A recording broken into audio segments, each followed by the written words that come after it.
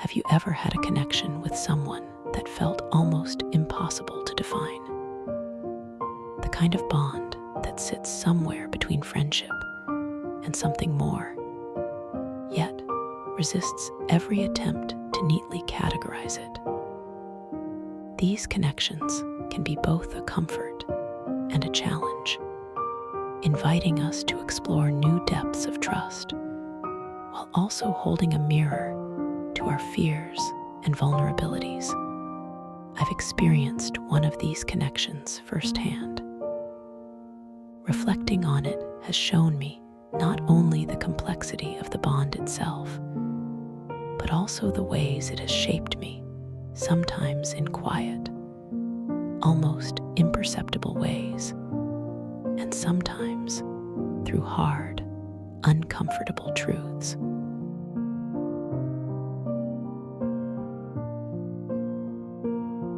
A bond that defies explanation. My connection with X feels rare, almost like finding a secret door in a familiar room. It's not just about attraction or even affection, it's deeper, woven with threads of understanding, trust, and a sense of safety that I haven't found anywhere else. Over the years, X has become more than just a friend.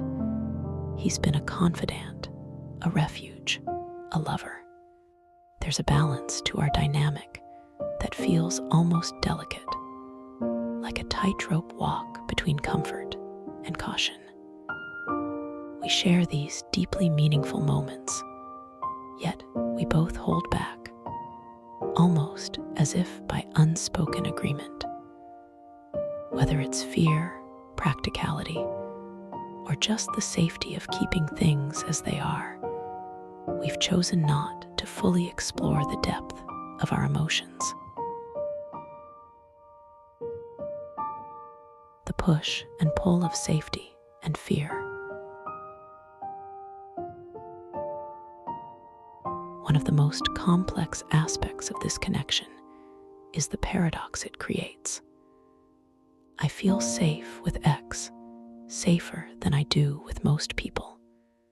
I trust him, genuinely believe he would never intentionally hurt me. And yet, with that safety comes a kind of fear.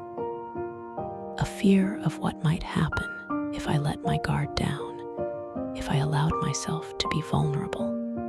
It's like walking along a shoreline, always close to the water, but never quite stepping in.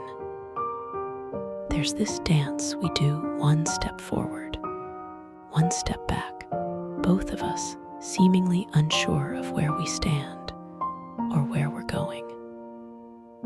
I can feel the tension between wanting more and not wanting to disrupt the balance we've carefully maintained. Through our conversations, I've picked up on reasons why he holds back. He may not fully admit it outright, but sometimes I feel like I can read him like a book. I've always been good at picking up on certain cues. You know when a man gets hurt, disappointed, or betrayed by someone they've opened up to in the past.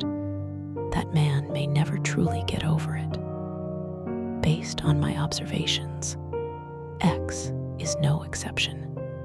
I see it in the way he responds to vulnerability, how he tenses when conversations veer too close to the heart. He wants depth, trust, honesty, and even love. But at the same time, he doesn't believe those are acquirable experiences. It's as if his values and his beliefs exist on opposite ends of a spectrum. He desires the very things he claims are unattainable. And in that contradiction lies his need to control the narrative.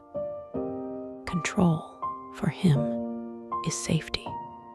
It is a way to keep the pain at bay. What strikes me most is how similar we are in so many ways.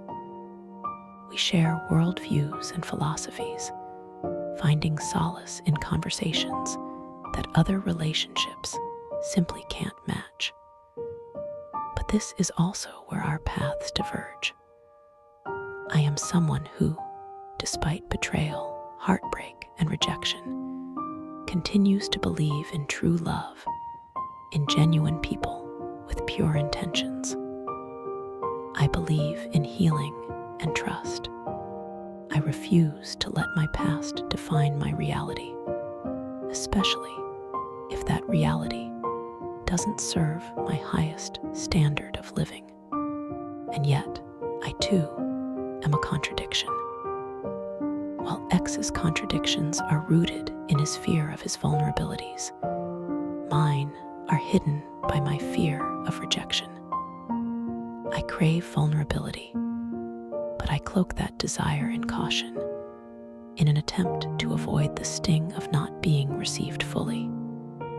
We are both walking contradictions, but our differences create an invisible wall, one that neither of us seems willing to cross. The truth is, neither of us wants a traditional relationship right now. We're both navigating our 20s, and we share the same mindset of how crucial these times are in our lives. I think we are both outliers in the fact that we don't need a definable, traditional relationship to experience romance, interest, and even sex with another person.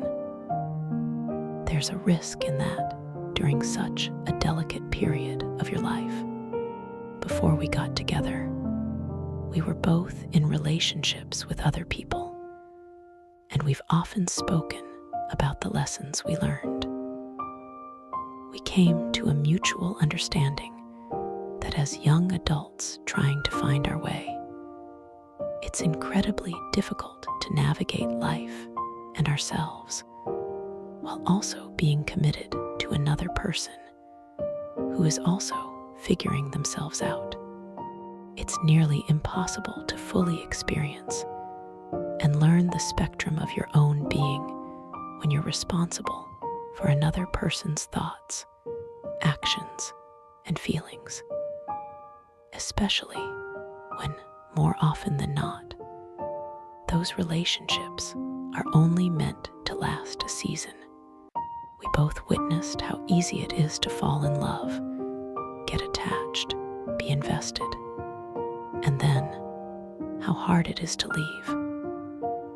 You might even end up having a baby with someone you were only meant to learn a lesson from, and neither of us believes that's worth it in our 20s. Instead, we believe we're supposed to be ambiguous, open, and free, but we aren't naive about what we mean to each other. We've been honest enough to admit that a traditional relationship wouldn't work in our favor. So we created a dynamic where we could experience each other authentically and honestly, with flexibility and without labels.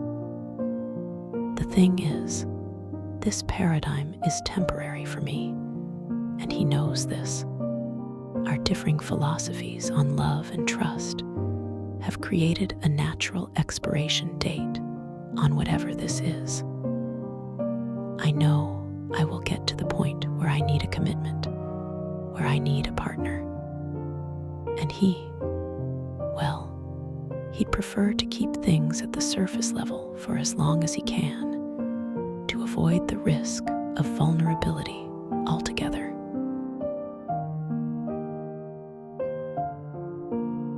A shifting dynamic.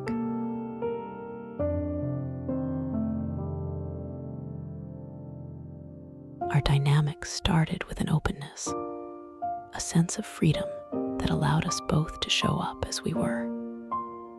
The best part of our connection was how it felt like a safe space to just exist.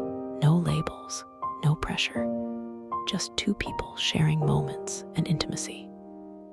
Over time, though, the dynamic began to shift. Our contradictions became more and more apparent, and as our feelings deepened, so did our fears. Instead of leaning in, we retreated to the safety of distance. We'd push each other away, only to find ourselves drawn back, unable to leave each other alone, even if we wanted to. This push and pull created an unspoken agreement to stick around, but always with our walls a little higher. We found comfort in our nonchalance, but beneath the surface, I was suppressing my emotions to the point where I couldn't even name them anymore. It wasn't my original intention. At first, I was okay with accepting those deeper feelings because I crave authenticity, passion, and pure love even when it feels terrifying. But for me to show up like that, I need to feel safe. I need a willing participant who is ready to receive and reciprocate. He couldn't get out of his own way, and truthfully, he didn't want to. And so, I didn't feel safe showing up in the way my intuition told me we needed. But I didn't leave. I couldn't, even if I wanted to. I didn't know why, whether it was love, attachment, divine intervention, or just foolishness. But deep down, I knew it wasn't foolishness. I can recognize when I'm being naive, and this wasn't that.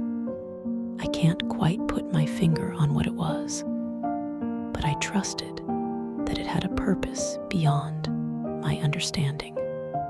I couldn't leave him alone, and he couldn't leave me alone. We wore our nonchalance like armor, pretending to be chill with each other, while an undercurrent of unsaid things flowed between us. Even when he asked me to share how I felt, even when I could sense he was ready to meet me in that vulnerable space, it just felt too scary. My fear overpowered my desire for authenticity, and I chose the safety of silence over the risk of rawness.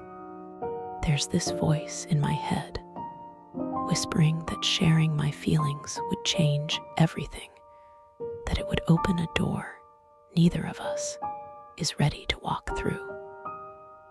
So I kept my emotions close, convincing myself that it was the practical choice. After all, neither of us wanted a relationship, so why bring complexity into something that already worked?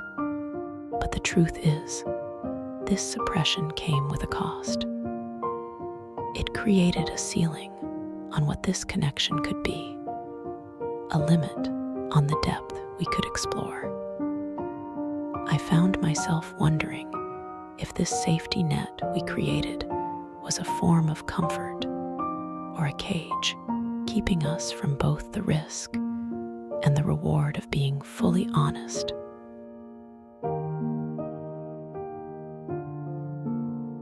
Moving forward without answers.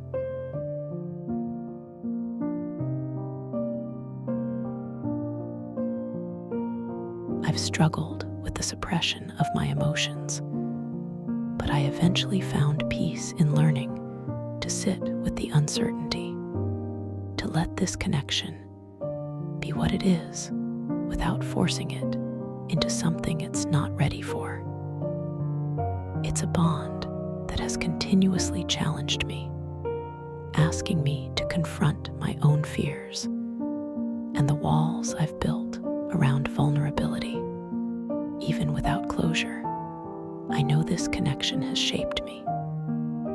It has shown me parts of myself I might not have seen otherwise, the parts that long for understanding, safety, and something real. And while I don't know what the future holds, I do know that this bond exists for a reason. Sometimes, the most profound connections are not the ones that fit neatly into boxes, but the ones that ask us to sit in the in-between, to find peace in the ambiguity, and to learn to navigate the complexities of love, friendship, and all the gray areas in between. Embracing the unknown isn't always easy, but sometimes it's in those uncertain spaces that we find the deepest truths about ourselves.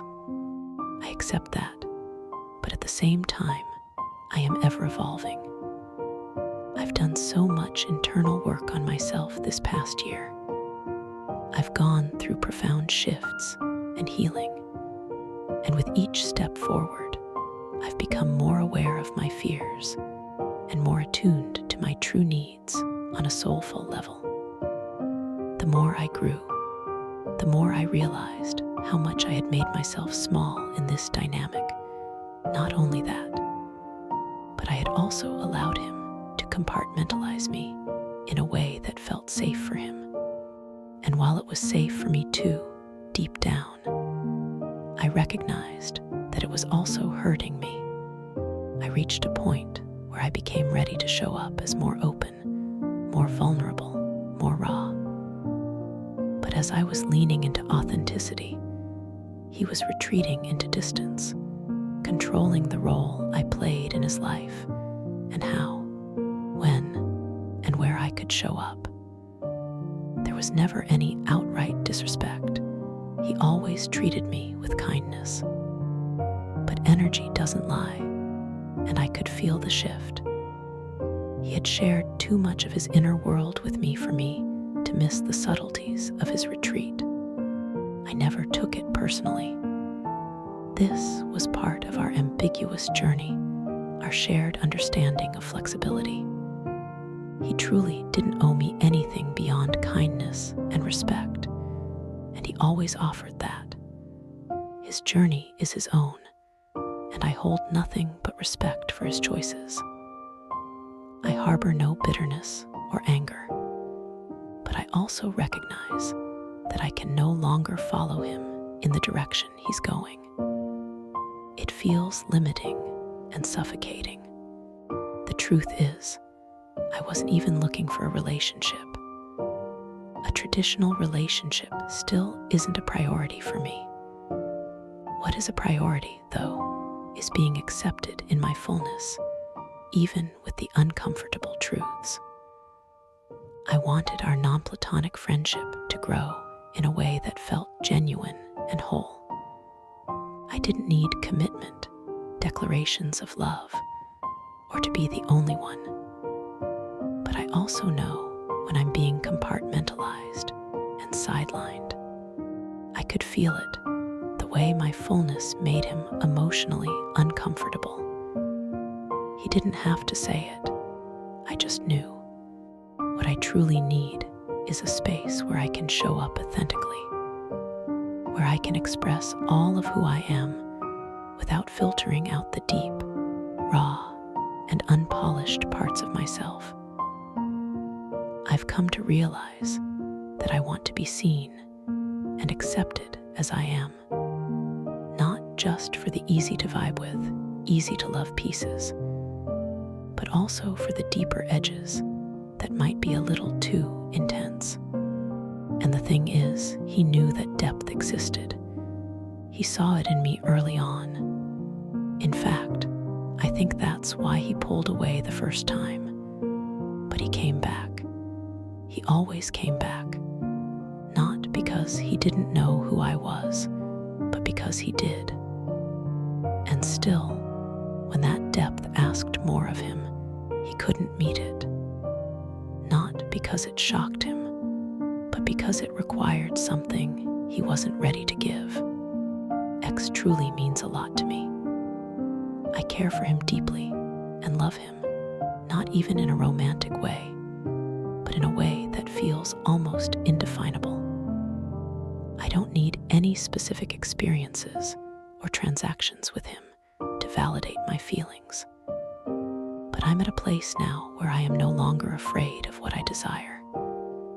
I need to move in the direction where I can experience love openly, where I can be received with open arms, with trust and surrender. And X is not there. I don't know if he ever will be, but that's no longer my business. The cycle ends here. I knew I needed to end things with him. I wanted to meet up and, for the first time, have an honest and transparent conversation about everything, about what we had been through, and all the things left unsaid. I hoped to end things with mutual love and respect, to close this chapter in a way that truly honored what we meant to each other. But as I predicted, he wasn't ready to receive that depth.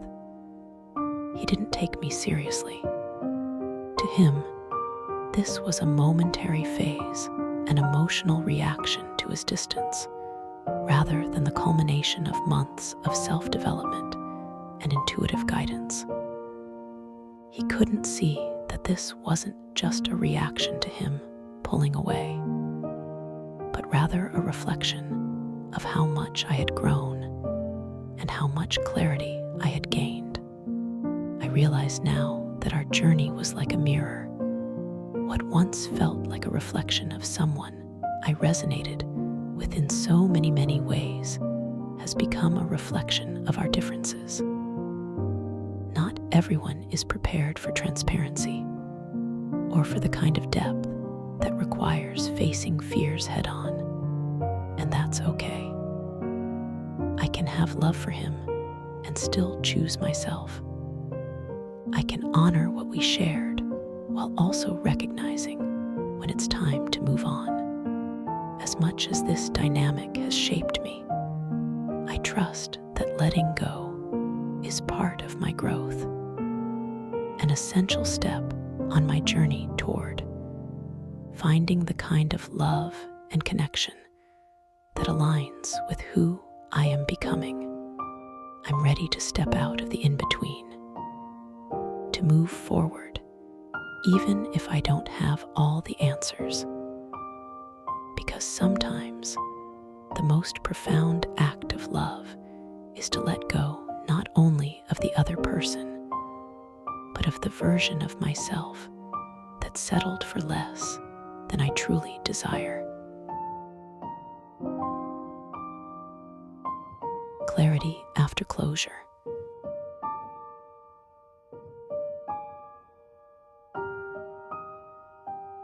And now that I'm writing this months later, months after the above reflection, I didn't believe he was incapable of hurting me. I just trusted that the respect we had built was strong enough that he wouldn't choose to. That trust wasn't rooted in fantasy. It came from what I actually experienced with him. There was care, even if it was imperfect. Presence, even when it was uneven at times. It wasn't always healthy or reciprocal, but it wasn't fake either. It existed. I experienced it. And I'll be real, I even liked it at times. It felt honest. But when I tried to walk away, when I told him my reasons, and he said he understood, he still kept reaching out. Not with presence, not with intention, but just enough to linger. Nonchalant, distant, and yet unwilling to let me go. I saw the shift. The more I protected my energy, the more selfish his energy became. Not loud or blatant, but passive. The kind of passive that's hard to name, but impossible to ignore. What once felt like care started to feel like control. So I did what I knew how to do. I tried to understand. I tried to process, intellectualize, and make sense of his contradictions. Not to excuse them, but to survive them. Because I understood him. I recognized the way he pulled back. I had those same habits. That shared language made it harder to walk away, harder to be angry, harder to call it what it was. I was still affirmative in my decision to stay away, but I couldn't mentally let go until some sense came out of it. So this time, I didn't fill in the blanks. I asked him straight up, "You won't stop calling even when I told you not to. I realize you'll never stop calling, yet you act like you don't care. What exactly is it that you want from me? His response, that's a deep question. I guess I never really thought about it. Force of habit. I'm just chillin'. I have to go to church though. I'll call you back. My oh my. Lol. Blocked. That's all I was, a force of habit. A coping mechanism. A vape pen. Adohata. Can't say his response broke my heart, but it shattered something deeper. Quietly. Unexpectedly. It cracked my sense of reality.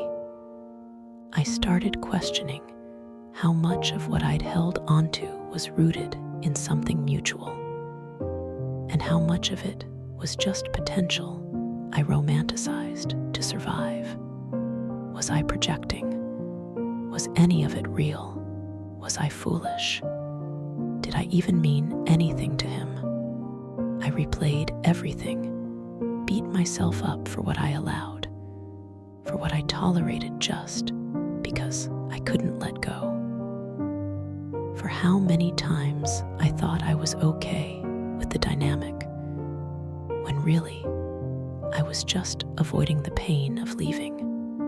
And the truth is, this dynamic went on as long as it did because I allowed it to. I protected him emotionally far more than I ever protected myself.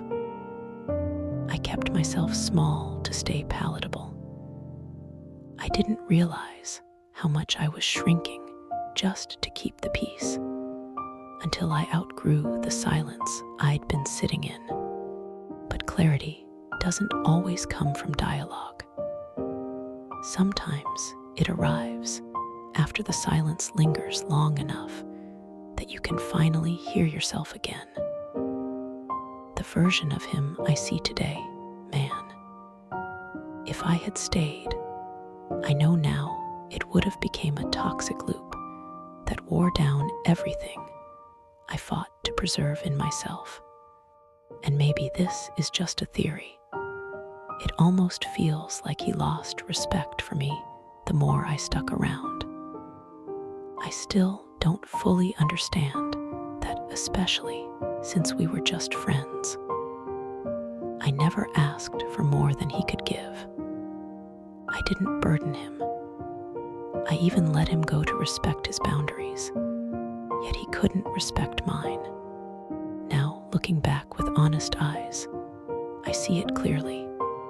When I kept my walls up, even when I wanted them to fall, it wasn't fear, it was protection.